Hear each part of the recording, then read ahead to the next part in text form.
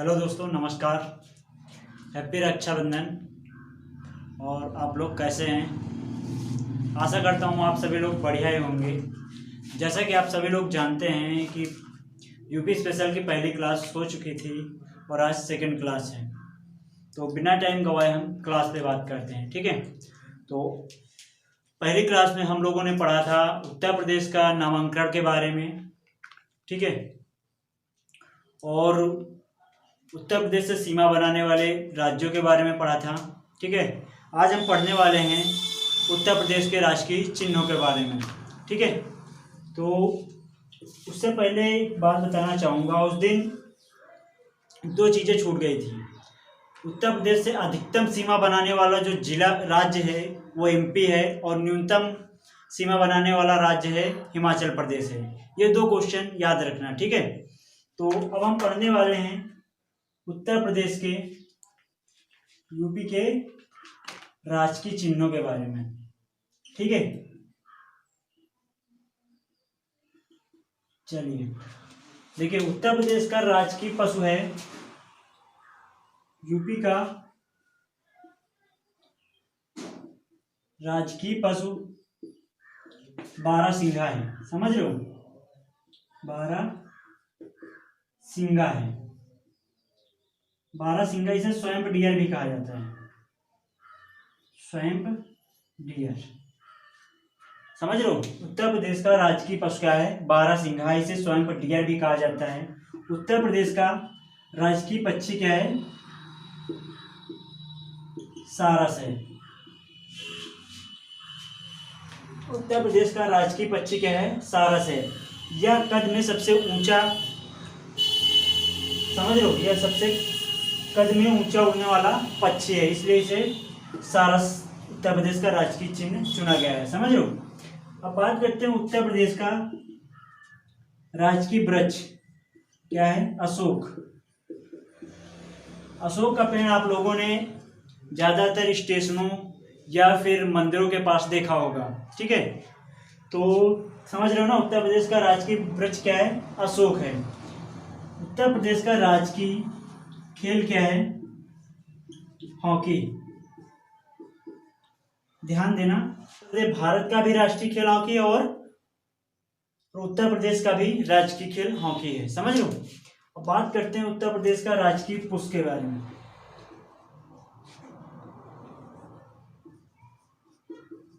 पुष्प क्या है? पलाश। समझ लो, उत्तर प्रदेश का राजकीय पुष्प क्या है? पलाश है। अब आधे लोग तो ये समझ रहे होंगे कि सर जी ये पलाश वो तार काटने वाला तो पलाश नहीं है, वो पलाश नहीं है। समझ लो, गांव में जाके किसी के मतलब घर पे जाके बोल दो भैया पलाश कहाँ मिलेगा, तो सीधा बता देंगे भैया हमारे घर पे होगा तो दे देंगे, नहीं तो क्या बताएंगे, चले जाओ पड़ोसी का घर बता देंगे, जाओ उनके यहाँ पलाश मिल जाएगा। समझ रहे हो, तो उनके यहाँ अगर जाओगे, उनके यहाँ अगर होगा तो दे देंगे, अगर नहीं होगा तो बता देंगे भैया दूसरे घर बता देंगे। समझ रहे हो, तो पलाश नहीं है जिससे तार काटा जाता है। ये पलाश टेसू, जानते होंगे, टेसू का फूल देखा होगा आप लोगों ने।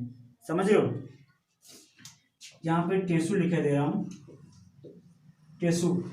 पलाश की पत्तियों में भोजन या प्रसाद लेना बहुत ही लाभदायक माना जाता है। समझ लो, होली पर इसी के फूलों के रंग से हम लोग होली खेलते हैं, और इसके पत्तल में हम लोग बहुत पहले खाना, मतलब शादी बारात होते थे, इसी के मतलब टेसू के जो पत्ते होते हैं उसी के पत्तल बनाए जाते थे, और उन्हीं में शादी बारात में चलते थे पत्तल। ठीक है, अब तो थर्माकोल के या फिर प्लेटें चलने लगी। ठीक है, तो समझ रहे हो ना, उत्तर प्रदेश का राजकीय पुष्प क्या है? पलाश, इसे टेसू कहते हैं।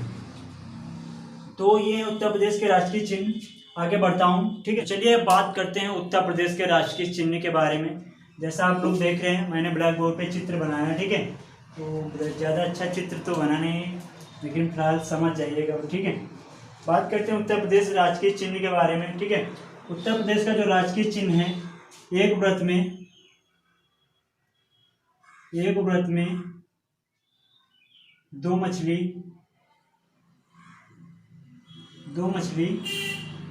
एक तीर और एक धनुष है। एक और एक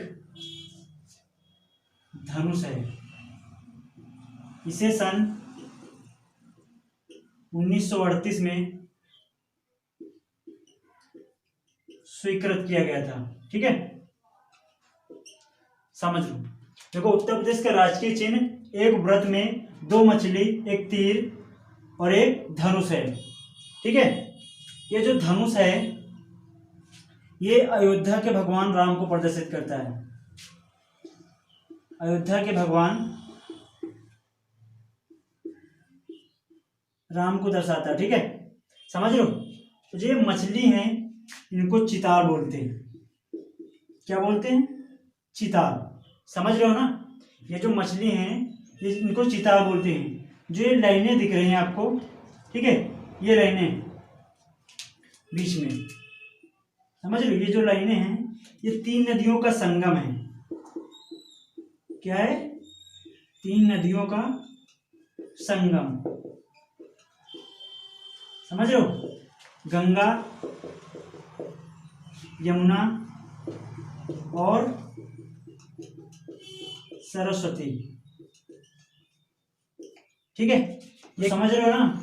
जो ये क्या है, 3 नदियां हैं, गंगा, यमुना, सरस्वती, जो कि तीनों प्रयागराज में मिलती हैं। और जो ये मछलियां चिताल हैं इन्हीं नदियों में पाई जाती हैं। ये जो हमारा राष्ट्रीय चिन्ह है इसे सन 1938 में स्वीकृत किया गया था। समझ में आ गया? चलिए अब आगे हम बात करते हैं। ठीक है, तो चलिए अब बात करते हैं उत्तर प्रदेश की राजकीय भाषा के बारे में। ठीक है, उत्तर प्रदेश की भाषा क्या क्या है वो भी जान लेते हैं। उत्तर प्रदेश की राष्ट्रीय भाषा देखो, पहली है हिंदी, जिसे 1947 में, समझ लो। तो दूसरी क्या है? उर्दू, जिसे 1989 में घोषित किया गया था। समझ लो, ये उत्तर प्रदेश की राष्ट्रीय भाषा है। पहली हिंदी 1947 में तथा दूसरी उर्दू है, जिसे 1989 में चुना गया था। ठीक है, तो अब बात करते हैं उत्तर प्रदेश का गठन कब हुआ था। उत्तर प्रदेश का 1 नवंबर सन 1956 को राज्य का गठन किया गया।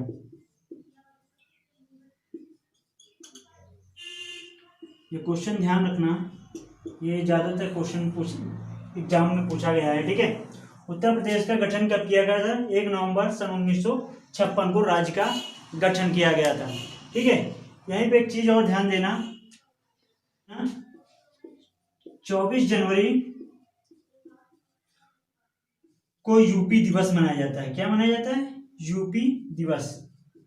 ये क्वेश्चन ध्यान रखना, 24 जनवरी को यूपी दिवस मनाया जाता है। क्यों मनाया जाता है ये भी कारण जान लो।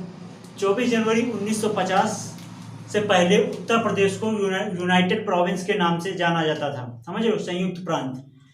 तो यही वह दिन था 24 जनवरी जब उत्तर प्रदेश को उसका अपना नाम मिला।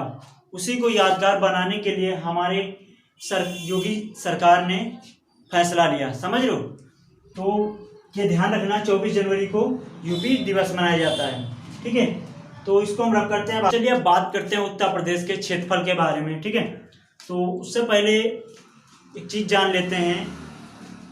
उत्तर प्रदेश के 13 पर्वतीय जिले, समझ लो, उत्तर प्रदेश के 13 पर्वतीय जिले 9 नवंबर सन 2000 को पृथक कर उत्तरांचल, वर्तमान में उत्तराखंड राज्य का गठन किया गया था। ये क्वेश्चन ध्यान रखना, समझ लो। उत्तर प्रदेश के 13 पर्वतीय जिले 9 नवंबर सन 2000 को पृथक कर उत्तरांचल, वर्तमान में उत्तराखंड,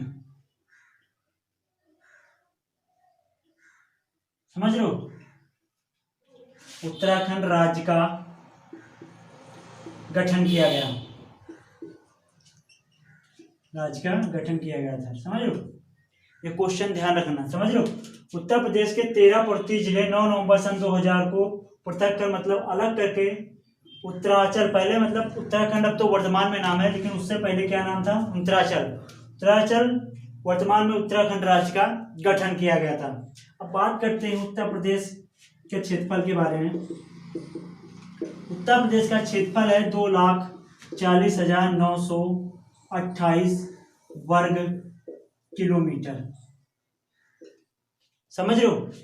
देखो उत्तर प्रदेश का जो क्षेत्रफल है वो 2,40,928 वर्ग किलोमीटर, लेकिन क्षेत्रफल की दृष्टि में देखा जाए उत्तर प्रदेश चौथे स्थान पर आता है, और जनसंख्या के मामले में अगर देखा जाए तो उत्तर प्रदेश पहले स्थान पे आता है। ठीक है, क्षेत्रफल की दृष्टि पे नंबर 1 पे राजस्थान आता है,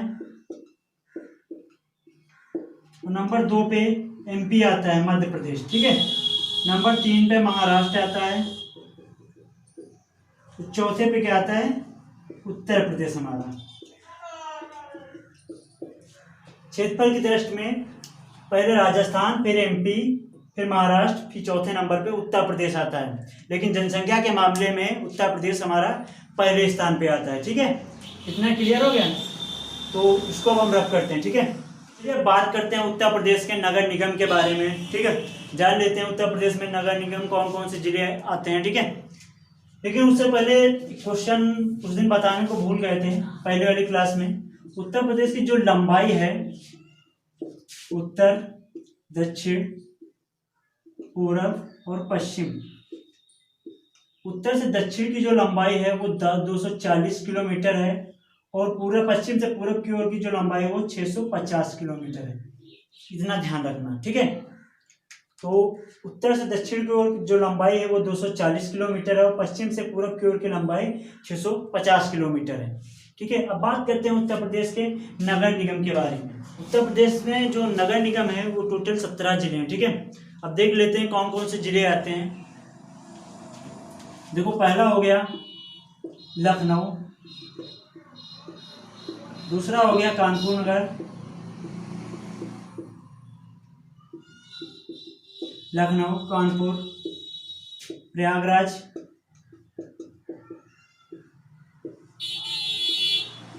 वाराणसी, गोरखपुर, लखनऊ हो गया, कानपुर, प्रयागराज, वाराणसी, गोरखपुर, आगरा, अलीगढ़, मुरादाबाद, सहारनपुर, मेरठ, गाजियाबाद, बरेली, फिरोजाबाद, मथुरा और फैजाबाद और शाहजहांपुर। ठीक है, टोटल 17 जिले हैं जो नगर निगम में आते हैं। समझ लो, लखनऊ, कानपुर नगर, प्रयागराज, वाराणसी, गोरखपुर, झांसी भी है, ध्यान रखना। ठीक है, ठीक है, गोरखपुर, आगरा, अलीगढ़, मुरादाबाद, झांसी, सहारनपुर, मेरठ, गाजियाबाद, बरेली, फिरोजाबाद, मथुरा, फैजाबाद और शाहजहांपुर। ठीक है,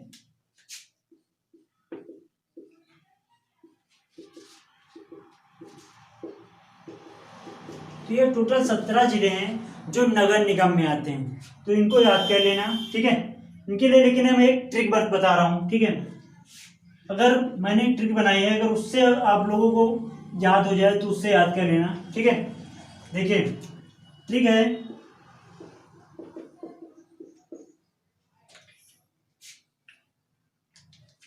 बस में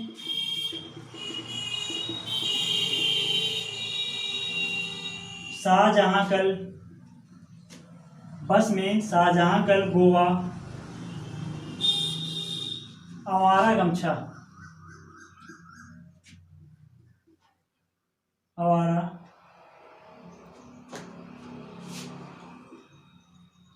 आवारा गमछा तैमूरराज के यहाँ लेने जाएंगे।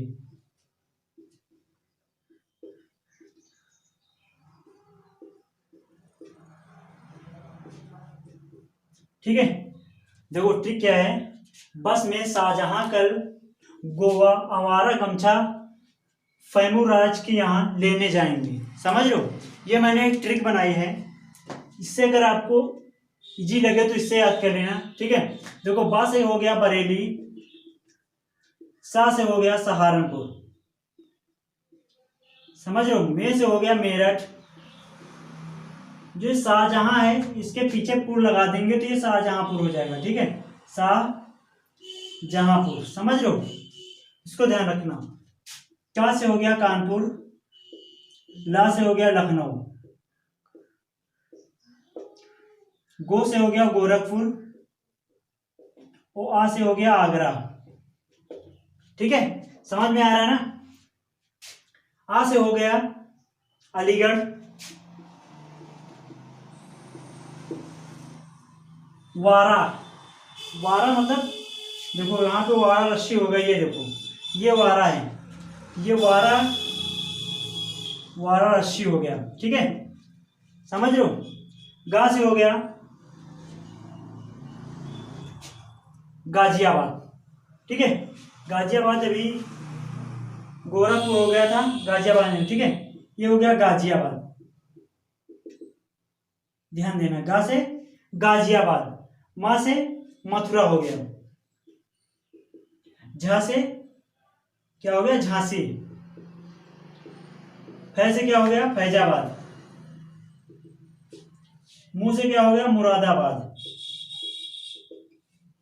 और राज मतलब एक जिला है प्रयागराज। ठीक है, तो इसको मैंने पीछे से उठाया है। प्रयागराज कहाँ पे है, ये देखिए, ये जो राज है तो इसको ध्यान रखना, ये प्रयागराज हो गया। ठीक है, ओके, यहाँ लेने जाएंगे, इससे हमें कोई मतलब नहीं, इसको हमने एक सेंटेंस बनाया है ताकि हमें याद रखने के लिए मैंने एक सेंटेंस बनाया, तो इसको पीछे जोड़ दिया है। ठीक है, इससे हमें कि यहाँ लेने जाएंगे, इससे कोई मतलब नहीं है। और हम जिले देख लेते हैं, 17 टोटल हमारे जिले हैं कि नहीं। देखो, बरेली हो गया 1 2 3 4 5 6 7 8 9 10 11 12 13 14 15 1 16। ठीक है, एक जिला छूट रहा है, और कौन सा है वो, फिरोजाबाद, ध्यान रखना।